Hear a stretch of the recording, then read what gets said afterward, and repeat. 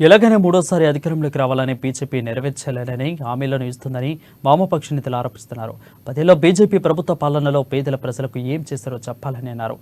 రైతు వ్యతిరేక చట్టాలకు తీసుకొచ్చి రైతులను అనేక రకాలుగా ఇబ్బంది పెట్టిన ఘనత బీజేపీకే దక్కుతుందని ఎద్దేవా చేశారు. రైతులను ఇబ్బందులు పెట్టిన పార్టీకి ప్రజలే బుద్ధి చెప్తారని హెచ్చరించారు.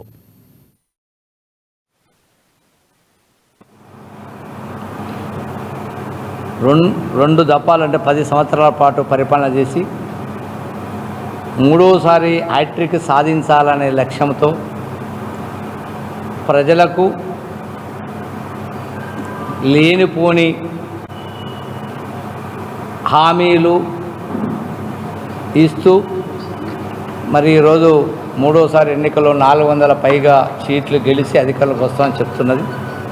10 సంవత్సరాల కాలంలో భారతీయ జనతా పార్టీ ఉద్యోగాలు ఇవ్వడంలో దేశవ్యాప్తంగా నిరుద్యోగాన్ని పెంచి పోషించింది, మతోన్మాదాన్ని